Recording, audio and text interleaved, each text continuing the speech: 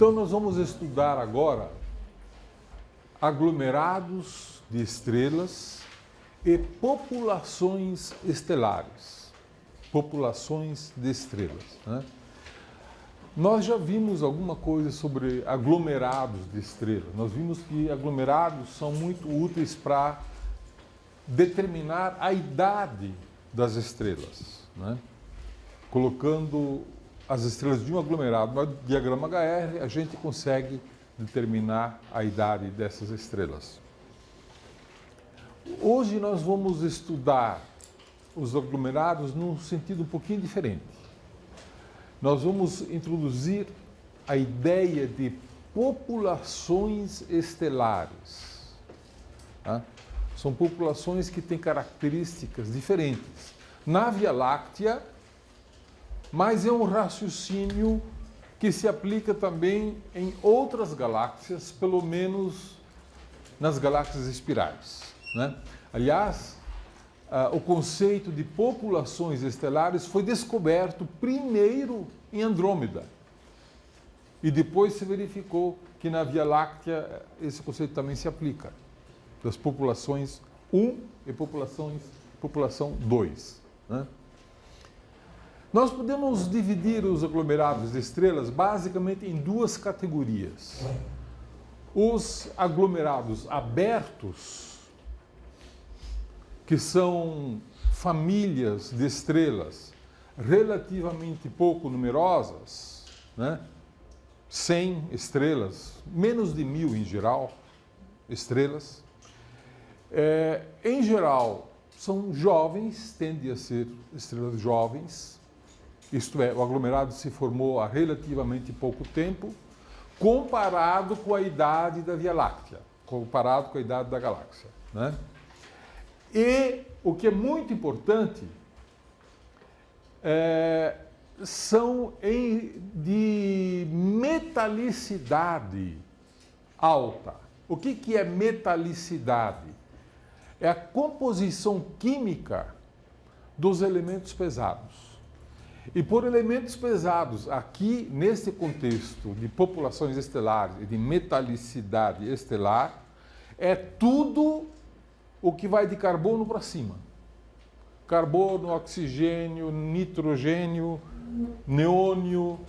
Neônio é um gás nobre. Nós dizemos que é um metal, né? Entra na metalicidade. Tudo é um número, em geral, que nós associamos a uma estrela, que é a composição química dos elementos químicos pesados. Carbono para cima, tá? Então, os aglomerados abertos tendem a ter metalicidade alta, tá? E eles são gravitacionalmente pouco ligados. Como as estrelas estão distantes umas das outras, a força gravitacional que elas se exercem mutuamente é fraca, tá? Já os aglomerados globulares, eles se chamam globulares porque eles parecem glóbulos. Nós vamos ver alguns exemplos já já. Eles são famílias ricas. Tendem a ter, tipicamente, 10.000 estrelas, tá? E são uma estrutura bem compacta. Então, tem uma vinculação gravitacional muito forte. E, portanto, elas são capazes de sobreviver muito tempo, porque elas são muito ligadas. Eles podem atravessar a Via Láctea, o disco da Via Láctea, diversas vezes, eles não são destruídos. Diferentemente dos aglomerados abertos, que cada vez que há uma interação, ou com a Via Láctea, ou com outras estrelas, eles tendem a se dispersar com o tempo. Então, o Sol, que hoje tem 5 bilhões de anos, quando se formou, provavelmente se formou de uma nuvem, junto com muitas outras estrelas da mesma época. Mas essas estrelas já não formam mais um aglomerado. Eles já estão praticamente todas dispersas, né? Então, os aglomerados globulares, eles são pobres em metais. São pobres em metais. E vamos ver por quê. Bom, vocês já viram que a idade de um aglomerado a gente pode determinar quando a gente coloca as estrelas desse aglomerado no diagrama HR. Então você sabe no diagrama HR onde está a sequência principal. Se estrelas de alta massa ainda estão saindo da sequência principal, você já sabe que esse aglomerado é jovem. Se as estrelas de alta massa todas já saíram há muito tempo e as estrelas de média ou baixa massa já estão saindo agora, significa que o aglomerado é velho. E pelo ponto de saída da sequência principal, você pode dizer exatamente qual é a idade desse aglomerado. Fazendo uma modelagem de computador, você consegue fazer uma determinação bastante precisa. É dessa maneira que se faz a cronologia das estrelas, né? Se determina as idades das estrelas. Então vocês vejam que aqui eu tenho um diagrama HR onde tem diversos aglomerados de estrelas, né? E a idade deles é muito variada. Então os aglomerados abertos, em geral, são jovens, estão aqui em cima, e os aglomerados globulares, em geral, são velhos, estão aqui embaixo. Aqui nós temos uma imagem, então, de um aglomerado globular, que foi tirado com o telescópio espacial Hubble. E vocês vejam, então, que ela tem muitas estrelas fracas e algumas estrelas brilhantes e vermelhas. As estrelas mais fracas são aquelas estrelas que ainda estão na sequência principal. As estrelas brilhantes vermelhas são aquelas que já saíram da sequência principal e formam o ramo das gigantes. Então você praticamente vê as duas populações, sequência principal e ramo das gigantes, na imagem. Você já pode identificar qual estrela está na sequência principal e qual estrela está no ramo das gigantes vermelhas, né? Chama-se o ramo das gigantes vermelhas. Esse é uma outra imagem, e essa imagem é do aglomerado chamado M3, e essa imagem não foi tirada pelo telescópio espacial, ela foi tirada com o telescópio amador. Né? Talvez seja importante mencionar aqui, né, fazendo uma pequena homenagem aos astrônomos amadores, que os astrônomos amadores têm dado grandes contribuições à ciência astronômica. Né? Tem muitos astrônomos que têm astronomia como hobby, trabalham em outras coisas de noite e fazem astronomia, né? E fazem descobertas importantes, né?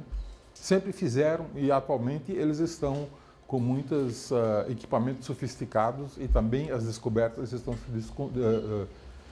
sofisticando, né? Então essa é uma imagem, e se você prestar bastante atenção nessa imagem de M3, você também vê as duas populações, a população de estrelas mais fraquinhas e que parecem brancas, ligeiramente azuladas, né?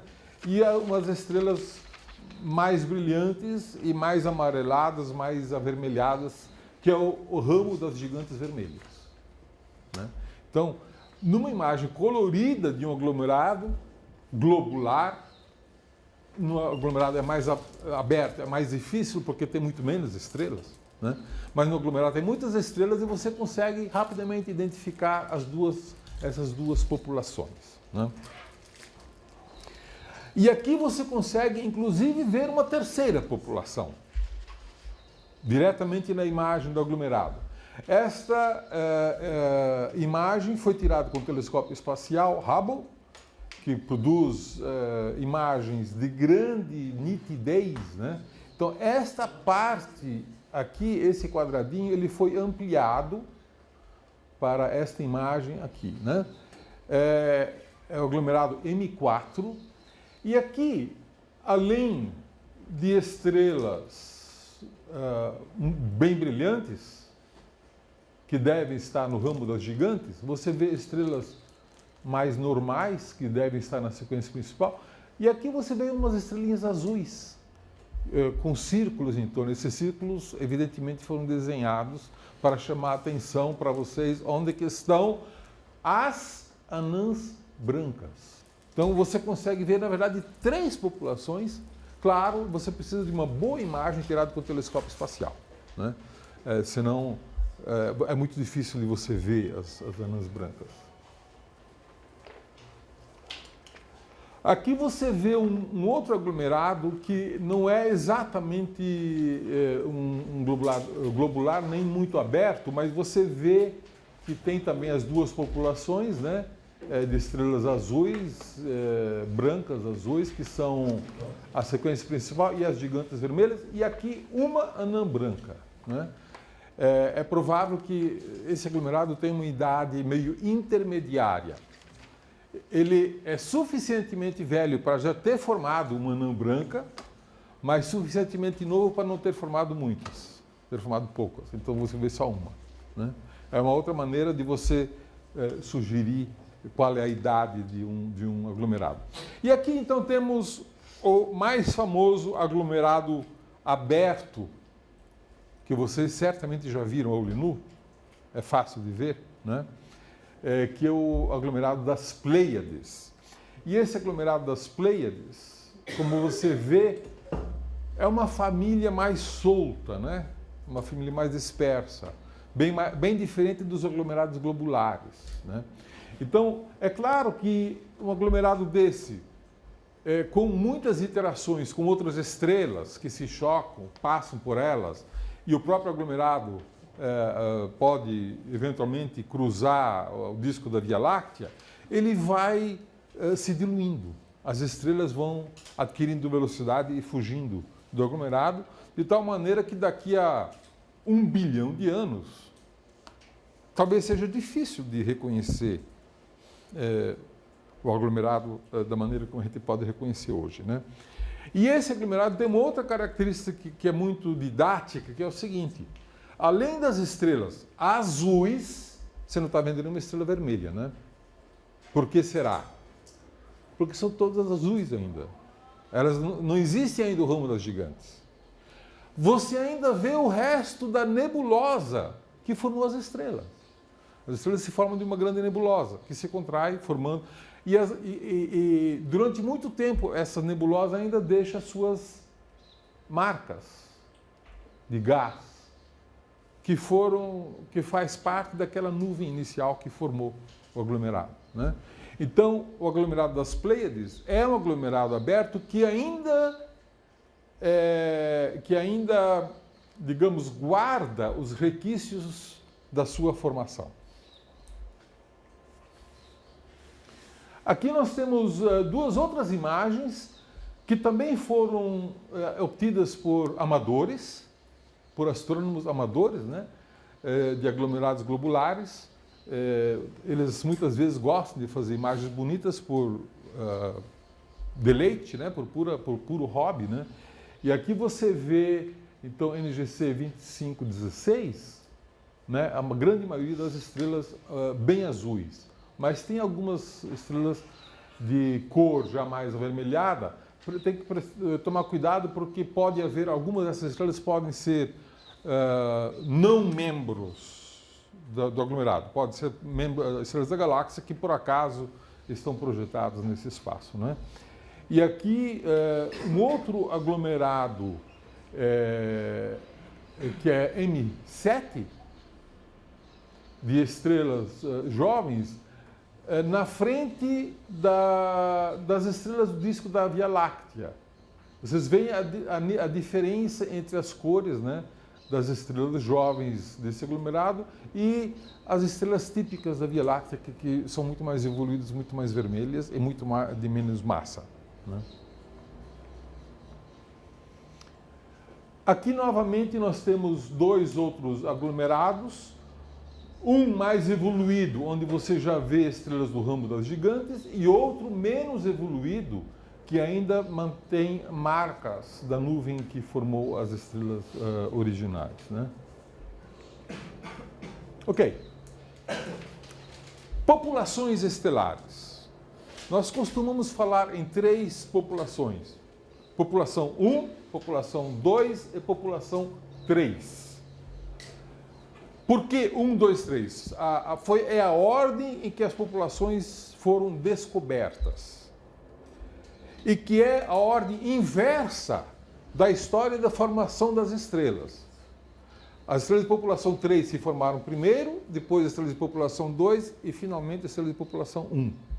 Só que como nós estamos dentro da estrela de população 1, as estrelas de população 1 foram as primeiras que nós descobrimos, né? População 3, na verdade, Sirius é uma população hipotética, que é postulada porque nós imaginamos que houve uma população original de estrelas sem metalicidade, com metalicidade zero. Isto é, as primeiras estrelas que se formaram, elas tinham apenas hidrogênio, o que mais? Hélio e um pouquinho de lítio, deutério, um pouquinho de lítio, né? São os elementos muito leves que se formaram no Big Bang. Então, quando a primeira geração de estrelas se formou, a matéria, era o gás disponível, então formou-se estrelas apenas com esses elementos. E os astrônomos sempre procuraram estrelas de metalicidade zero. E nunca acharam. Então, essa estrela de população 3 é uma população hipotética. Tá? E por que nós não achamos estrelas de população 3? A primeira geração de estrelas da Via Láctea deveria estar por aí. Deveria estar por aí, né? Por que nós não achamos nenhuma? A ideia é que quando você tem um gás sem metais, apenas com hidrogênio e hélio, essencialmente, você só forma estrelas de grande massa. Você não forma estrelas de pequena massa. E as estrelas de grande massa explodem rapidamente. E deixam no espaço gás enriquecido de elementos químicos pesados, para formar a segunda geração, que já vai ser a população 2. Então, a primeira população, pelo fato de ser quimicamente anômala, não formou estrelas de baixa massa que nós poderíamos observar hoje. Porque todas as estrelas eram de alta massa e já explodiram.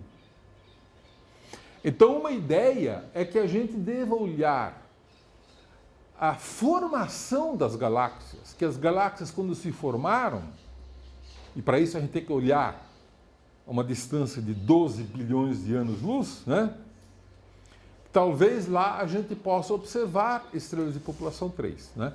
Uma outra evidência recente é que existem algumas supernovas que explodiram recentemente em galáxias de muito baixa massa e, portanto, ainda de muito pouca metalicidade e que parecem ser supernovas muito pouco enriquecidas. Né? Então, há algumas evidências de que a gente possa, talvez, achar estrelas de população 3. Ok. Podemos estudar, então, apenas estrelas de população 1 e 2, já que a população 3, pelo menos na Via Láctea, parece não existir. Né? Então, a estrutura da Via Láctea pode ser dividida, grosso modo, em um disco, um bojo central e um halo. Lá no centro do bojo também tem um núcleo, mas isso vamos deixar para uma outra aula. Né? Então, são estas as grandes estruturas. Né? E as estrelas de população 1 são estrelas que estão no disco. E no halo existem apenas estrelas de população 2. Esta é uma divisão de primeira aproximação, uma divisão grosseira. Porque quando você olha com mais cuidado para o mapa mundi do céu, né, você tem dificuldade de enxergar as coisas porque tem muitas nuvens de poeira obscurecendo a nossa visão. Você tem dificuldade de ver a Via Láctea. Mas quando você olha no infravermelho, você vê melhor a estrutura. E aqui você vê, então, um disco onde tem poeira, que nós chamamos de disco fino. Esse é o disco fino. E depois temos um disco espesso. E além do disco fino e do disco espesso, o bojo da Via Láctea e o halo, que são estrelas que preenchem, digamos, um volume muito maior da Via Láctea, né? Então, nós podemos caracterizar o disco fino, o disco espesso e o halo da galáxia por características de populações, né? O disco fino, como vocês puderam observar, é onde tem ainda bastante poeira. Por ter muita poeira e associada à poeira sempre tem gás, é lá que se formam as estrelas. Então é lá que você espera ver as estrelas mais jovens, né? As estrelas não se formam no halo. E nem mesmo no disco espesso, porque no disco espesso existe muito pouca gás e poeira, né? Então, as estrelas do disco fino, você tem estrelas de 1 milhão a 10 milhões de anos. Como assim? Não deveriam ser só estrelas jovens? Sim, mas as estrelas velhas também atravessam. As estrelas do halo, elas caem sobre o disco, atravessam, voltam, né? Formam, digamos, um vai e vem em função do campo gravitacional. Então você tem também estrelas velhas, né? Já no disco espesso você tem estrelas velhas, sim, mas não tão velhas quanto no halo. No halo é que você realmente tem as estrelas mais velhas da galáxia, portanto de mais baixa metalicidade, né? A abundância química das estrelas do halo é muito baixa. Então, essas são as populações, as estrelas de população 2 extremas. Já no disco espesso, você tem uma população intermediária, né? Não é exatamente população 2 nem população 1. E a população 1 realmente é concentrada no disco fino, né? O Sol está no disco da galáxia. Nós estamos exatamente no disco da galáxia. E o Sol é uma estrela quimicamente enriquecida. Nós somos de terceira geração, né? Então já temos bastante elementos químicos pesados